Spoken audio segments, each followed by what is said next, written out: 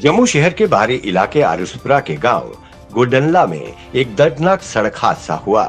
Police अधिकारी ने जानकारी देते हुए बताया कि तेज रफ्तार कार खेतों में काम करने के लिए मजदूरों को लेकर जा रही थी कि अचानक अनियंत्रित हो गई और कई बार लड़कने के बाद एक पेड़ से जा टकराई, जिसमें 2 लोगों की मौके पर ही मौत हो गई, जबकि 4 लोग गंभीर रूप से घायल हैं। घायलों को उपचार के लिए अस्पताल में भर्ती कराया गया है। जम्मू में आज Jammu and Kashmir casual labour United front द्वारा यूटी जम्मू कश्मीर प्रशासन की गलत नीतियों के खिलाफ एक कैंडल मार्च निकाला गया। उन्होंने कहा कि लेफ्टिनेंट गवर्नर द्वारा एक निजी चैनल को दिए इंटरव्यू में कैजुअल लेबर को परमानेंट करने की बात कही गई। वो इसका स्वागत करते हैं। हमें टाइम फ्रेम दिया जाए। अगर मसला हल नहीं होता तो हम फिर आंदोलन पर उतरेंगे। उन्होंने मांग रखी कि 1994 में लगे कैजुअल लेबर्स को परमानेंट किया जाए, साथ ही जल्द से जल्द पेंडिंग वेतन को रिलीज किया जाए। जम्मू संभाग के जिला डोडा में लोगों द्वारा लद्दाख की गलवा घाटी में चीन और भारत के बीच हुए खूनी संघर्ष के बाद विरोध प्रदर्शन कर चीन के खिलाफ नारेबाजी की गई। वहीं उन्होंने चीन का पुतला भी जलाया और प्रण लिया कि वो चीन के सामानों का बहिष्कार करेंगे। जम्मू के तालाब तिलो चौक पर सहकार भारती जम्मू कश्मीर और राष्ट्रीय सिख संगत ने संयुक्त रूप से मिलकर लद्दाख की गलवा घाटी में चीन के साथ हुई खूनी झड़प में शहीद हुए भारतीय सेना के जवानों को नमन कर चीन के खिलाफ जोरदार प्रदर्शन कर नारेबाजी की। उन्होंने लोगों से चीन सामानों का बहिष्कार करने की अपील की। वहीं लोगों से युवाओं से अपील करते हुए अनुरोध किया कि चाइनीज ऐप को डिलीट करें। जम्मू जिले में पिछले 30 दिन में कंटेनमेंट और रेड जोन क्षेत्रों में कोरोना का एक भी संक्रमित मामला नहीं आने पर इन जोन्स को सामान्य घोषित कर दिया गया है। कुल 13 इलाके इस श्रेणी के तहत रेड जोन घोषित किए गए थे।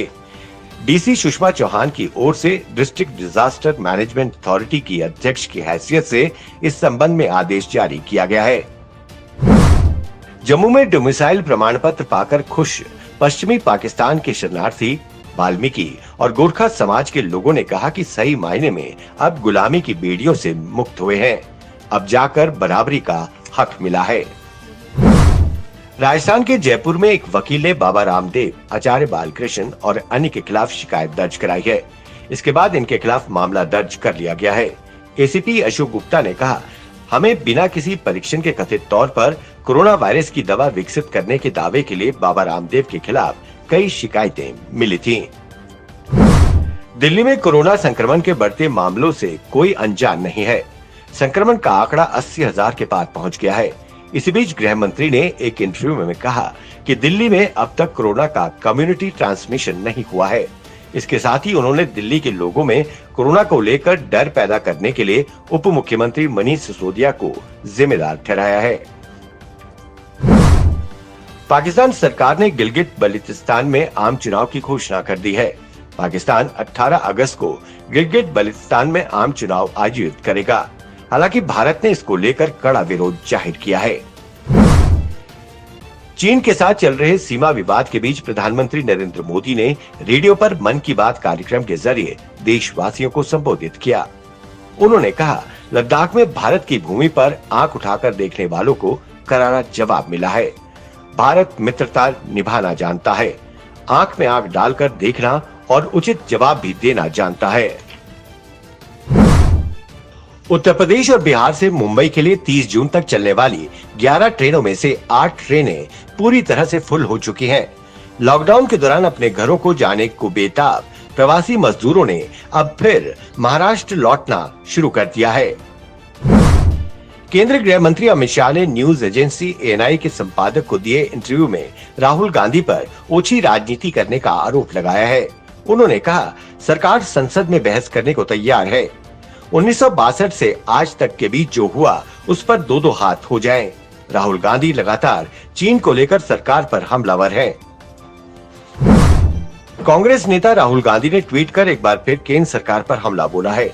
उन्होंने रविवार को कहा कि देश की रक्षा और सुरक्षा के बारे में कब बात होगी।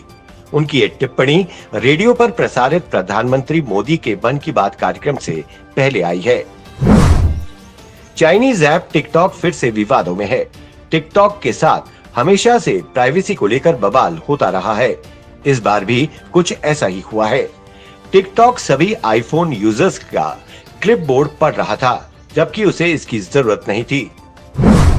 श्रीनगर से जम्मू और लद्दाख के लिए परिवहन सेवाओं के संचालन करने वाले ट्रांसपोर्टर्स ने सरकार के खिलाफ प्रदर्शन किया।